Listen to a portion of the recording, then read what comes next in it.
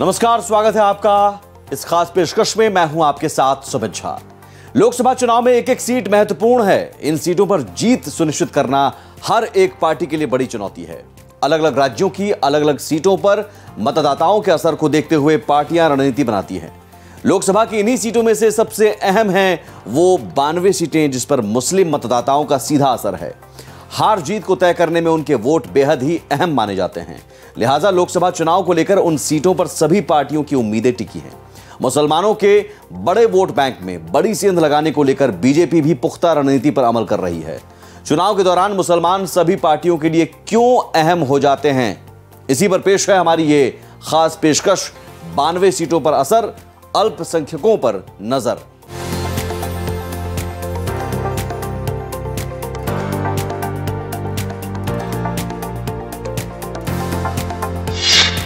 देश भर में 15% मुसलमान।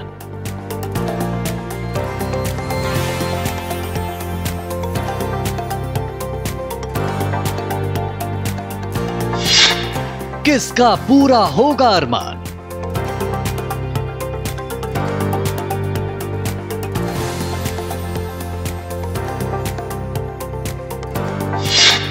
लोकसभा चुनाव का महासमर।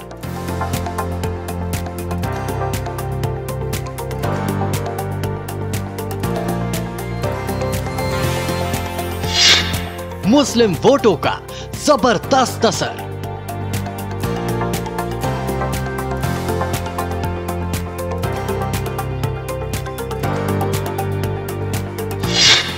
हर एक पार्टी के लिए विशेष।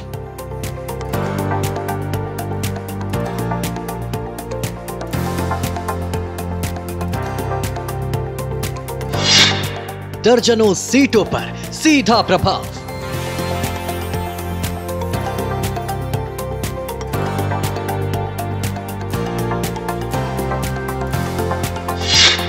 जीत की सशक्त रणनीति।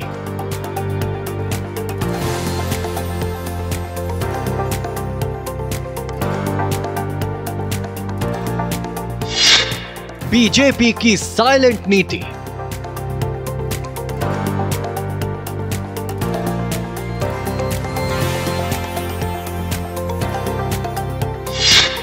चौदह राज्यों में चुनावी घमासान।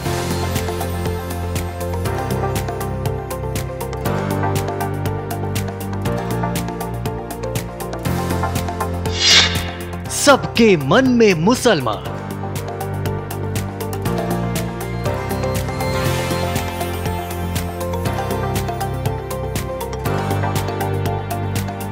कांग्रेस सहित दूसरे दल मुस्लिम आबादी को वोट बैंक मानता रहा है और यह उनकी जीत का आधार भी रहा है। बीजेपी को मुस्लिम विरोधी बताकर इस वोट बैंक को साधा जाता रहा है, मगर अब हालात बदल गए हैं। पिछले चुनाव में खासकर पीएम नरेंद्र मोदी की लीडरशिप में मुसलमानों का भरोसा बीजेपी पर बढ़ा है और यह महज इत्तेफाक नहीं है कि बीजेपी का मुस्लिम वोट शेयर 8% को पार कर चुका है। यह विपक्ष के लिए झटका है तो बीजेपी के लिए बड़ी उम्मीद कि वो इसके जरिए अपने सीटों की संख्या बढ़ा सकती है।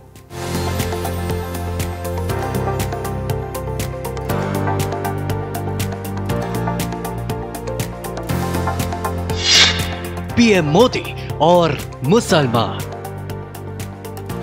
लोकसभा चुनाव की तारीखों का ऐलान हो चुका है और तमाम पार्टियां सीटों का पूरा हिसाब किताब लगा रही हैं। उत्तर से लेकर दक्षिण तक के राज्यों में नतीजों पर असर डालने वाले वोटों की गिनती के हिसाब से रणनीति बनाने पर जोर दिया जा रहा है। देश भर में 100 से ज्यादा सीटें रिजर्व है, जिस पर दलितों, आदिवासियों और पिछड़े वर्गों से संबंधित है, तो करीब 92 सीटों पर मुस्लिम वोट का सीधे तौर पर प्रभाव है। लिहाजा इस वोट बैंक पर सभी पार्टियों की नजर है और इसके मत विभाजन को रोकने पर जोर दिया जा रहा है। दरअसल ये वो वोट है जिस पर कभी कांग्रेस का एकाधिकार था, मगर अब ये कई हद तक रीजनल पार्टियों में खिसक रहा है। इसके साथ ही बीजेपी को मुस्लिम विरोधी बताकर इस वोट बैंक को इंटैक्ट रखने की भले ही कोशिश की गई, मगर बदलते राजनीतिक माहौल में बीजेपी इसमें आहिस्ता से सेंध लगा चुकी है। 1998 से 1999 में मुस्लिम वोट शेयर बीजेपी के पक्ष में 6% रहा, तो 2004 में यह 7% पर पहुंच गया। हालांकि 2009 के चुनाव में इसमें थोड़ी गिरावट दर्ज हुई और ये 3% पर पहुंच गया। हैरत की बात यह है कि 2014 के लोकसभा चुनाव में जब नरेंद्र मोदी को प्रधानमंत्री पद का उम्मीदवार बनाया गया था, इसके बावजूद बीजेपी को 8.5% मतदाताओं ने वोट किया और ये अपने आप में बहुत बड़ी बात है। मुस्लिम मतदाताओं का इतना बड़ा समर्थन बीजेपी को इससे पहले कभी नहीं मिला था। इससे इतना तो तय हो गया है कि मुस्लिम सीधे तौर पर मोदी या बीजेपी विरोधी नहीं है।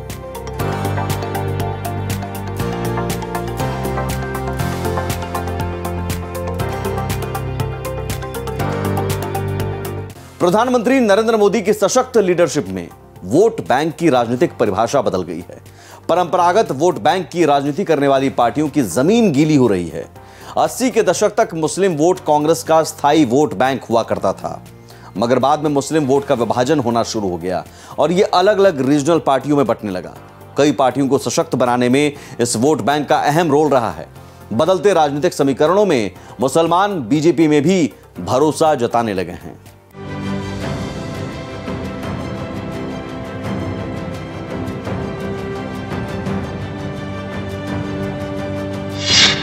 मुस्लिम वोट बैंक का हिसाब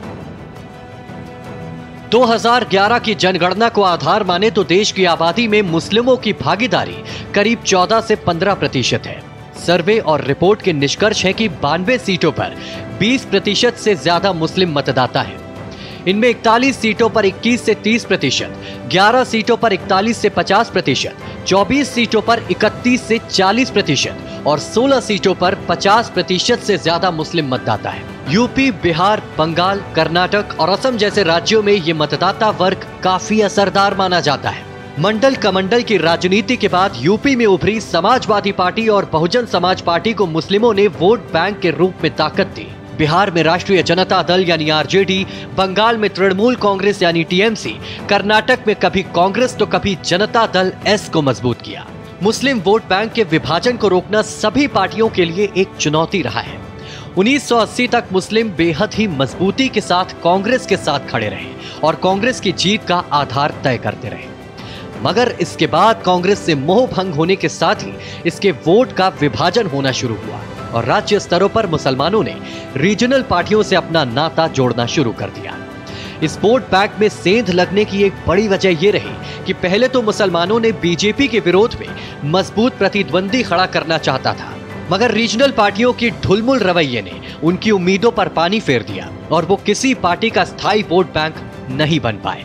विपक्षियों के पास बीजेपी को मात देने के लिए सबसे बड़ा हथियार मुस्लिम वोट बैंक ही है, मगर वो भी अब अधिक कारगर साबित नहीं हो पा रहा है।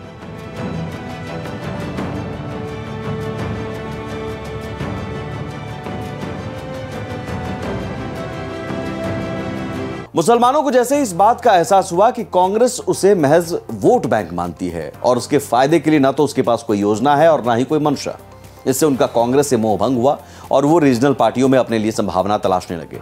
मगर उनका ये एक्सपेरिमेंट भी सफल साबित नहीं हुआ और बीजेपी के प्रति उनका जो रुझान बढ़ा है वो उसी का नतीजा है।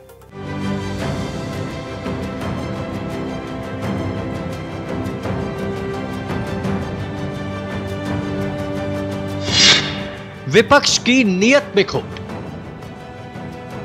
देश की 100 के करीब सीटों पर मुसलमानों के असर को देखते हुए चुनाव में इसको लेकर जोड़ तोड़ का गणित शुरू हो जाता है। कांग्रेस सहित कई पार्टियां बीजेपी को मुस्लिम विरोधी बताकर इस वोट बैंक को साधने की कोशिश करती हैं, मगर मुस्लिम मतदाताओं को इस बात का एहसास हो चुका है कि कांग्रेस सहित दूसरी रीजनल पार्टियों के लिए वो वोट बैंक से ज्यादा कुछ भी नहीं है और यही वजह है कि सबसे पहले मुस्लिम मतदाताओं का कांग्रेस से मोह भंग हुआ और बाद में रीजनल पार्टियों में भी उनका वोट बढ़ता चला गया। बीजेपी पर मुस्लिम नेताओं को लोकसभा का टिकट न दिए जाने का मुद्दा विपक्षी दल बेशक उठाते रहे, मगर 2014 में बीजेपी बहुमत के साथ जीतने वाली पहली ऐसी पार्टी बनी जिसके पास एक भी निर्वाचित मुस्लिम सांसद नहीं था। विपक्षी दलों ने मुस्लिम प्रत्याशी उतारे और वो जीते भी। 2019 में 27 मुस्लिम सांसद चुने गए, जो 16वीं लोस के 23 सांसदों से महज कुछ सीटें ही ज्यादा थी। मुसलमानों की आबादी का जो हिसाब है उसके मुताबिक संसद में कम से कम 76 मुस्लिम सांसद होने चाहिए थे। सबसे ज्यादा मुस्लिम सांसद वर्ष 2019 में संसद पहुंचे थे, जिनकी संख्या 49 थी। तब से लेकर मुस्लिम सांसदों की संख्या में जो गिरावट दर्ज हुई है वो तकरीबन हर चुनाव में घटती ही जा रही है।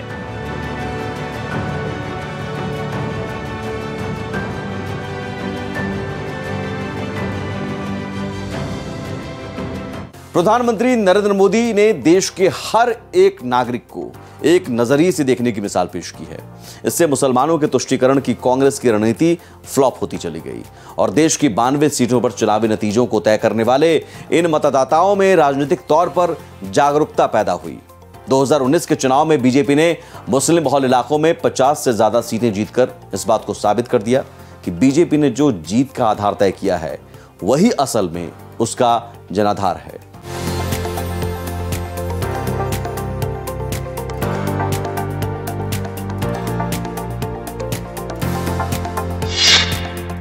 मुस्लिम तुष्टीकरण को आईना। प्रधानमंत्री नरेंद्र मोदी की सरकार ने अपने 2 कार्यकाल में देश के हर एक नागरिक को एक समान नजरिए से देखने की मिसाल पेश की। तमाम लोक कल्याणकारी योजनाओं में सभी वर्गों को पूरा फायदा पहुंचाया गया और इसमें किसी को दरकिनार नहीं किया गया। इसके साथ ही सामाजिक बदलाव लाने की बीजेपी सरकार ने अपनी कोशिशों के तहत उस वर्ग को चिन्हित किया जिस पर फौरन गौर करने की जरूरत थी और इसी को ध्यान में रखते हुए मुस्लिम महिलाओं को सदियों पुरानी परंपरा से मुक्ति दिलाने के लिए 3 तलाक के विरुद्ध कानून बनाया। गरीब मुसलमानों के हक में फैसले किए। ये इसी का नतीजा है कि मुसलमानों का ये भ्रम टूटा है कि बीजेपी मुस्लिम विरोधी है। सबका साथ, सबका विकास, सबका विश्वास और सबका प्रयास के मूल मंत्र से बीजेपी ने मुस्लिम तुष्टीकरण की राजनीति को आईना दिखा दिया है।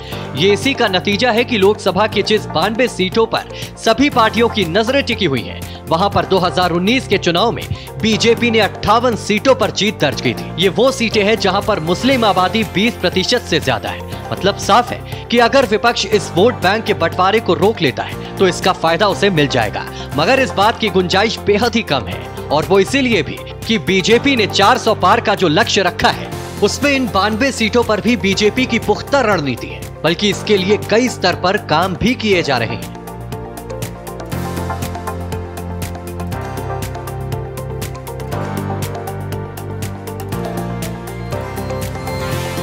देश में पीएम मोदी की लोकप्रियता का ग्राफ तेजी से ऊपर चढ़ रहा है। समाज के हर तबके और हर एक वर्ग में उनकी स्वीकार्यता बढ़ रही है। मुस्लिम आबादी भी इसमें शामिल है।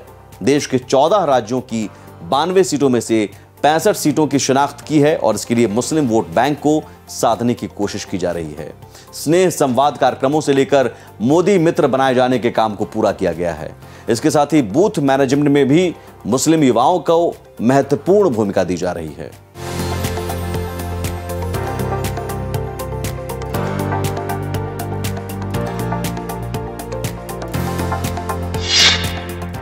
बीजेपी का मास्टर प्लान।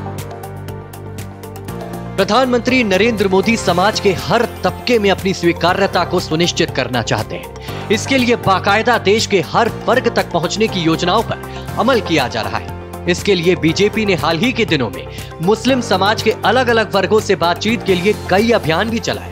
बीजेपी का अल्पसंख्यक मोर्चा देश भर के मुस्लिम समाज के बीच इस तरह के 23,000 के लगभग स्नेह संवाद कार्यक्रम कर चुका है। इन संवाद कार्यक्रमों के जरिए मोर्चे ने देश के 1500 के लगभग विधानसभा क्षेत्रों को कवर किया। देश भर में इसके जरिए 50 लाख से ज्यादा मुसलमानों से संवाद किया गया। देश की सभी लोकसभा सीटों पर कुल मिलाकर 18 लाख से ज्यादा मोदी मित्र बनाए गए हैं। अल्पसंख्यक बाहुल बूथों पर मुस्लिम युवाओं को भी बूथ की टीम में महत्वपूर्ण भूमिका दी गई है। बीजेपी ने देश भर में 65 ऐसी सीटों को खास तौर से चुना है जहां मुस्लिम वोटरों की आबादी 30% से ज्यादा है। ये 65 सीटें असम, बिहार, उत्तर प्रदेश, दिल्ली, गोवा, हरियाणा, जम्मू कश्मीर, केरल, मध्य प्रदेश, महाराष्ट्र, तमिलनाडु, तेलंगाना और पश्चिम बंगाल में है। यहाँ की सीटों को जीतने के लिए पार्टी इस बार पूरी ताकत झोंक रही है। इन 65 लोकसभा सीटों पर बीजेपी ने बूथ स्तर तक जाकर मुस्लिम समाज को साधने की रणनीति बनाई है। एक तरफ जहां बीजेपी नीतीश कुमार, अजित पवार और जयंत चौधरी सहित दूसरे सहयोगी दलों के नेताओं के जरिए मुस्लिम वोटरों को एक तरह का मैसेज दे रही है, इसके साथ ही मुसलमानों को इस बात का यकीन हो चुका है कि लोकसभा चुनाव में बीजेपी की जीत पक्की है। लिहाजा मुस्लिम वोटर भी मोदी की जीत में भागीदार बन सकते हैं। बीजेपी स्वाभाविक तौर पर मुस्लिम वोट शेयर के बढ़ने की उम्मीद कर रही है और इसी के मद्देनजर इस वोट बैंक में अपनी स्वीकार्यता को बढ़ाने की कोशिशें तेज कर दी है।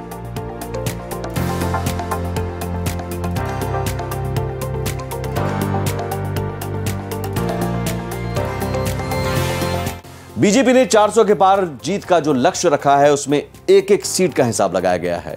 रिजर्व सीटों से लेकर मुस्लिम प्रभाव वाले सीटों की पूरी लिस्ट तैयार की गई है और इन सीटों के लिए फुल प्रूफ प्लान बनाया गया है। एनडीए का विस्तार भी इसी रणनीति के तहत किया गया है ताकि अलग अलग राज्यों में प्रभाव रखने वाली पार्टियों की बदौलत बीजेपी अपने मुस्लिम वोट शेयर को बढ़ा सके। विपक्ष के लिए मुस्लिम वोट के विभाजन को रोकने की बड़ी चुनौती है और इससे पार पाने की भी बीजेपी की तैयारी है। 92 सीटों पर असर, अल्पसंख्यकों पर नजर। हमारे इस खास पेशकश में इतना ही। बाकी देश दुनिया की अहम खबरों के लिए बने रहिए भारत एक्सप्रेस के साथ। नमस्कार।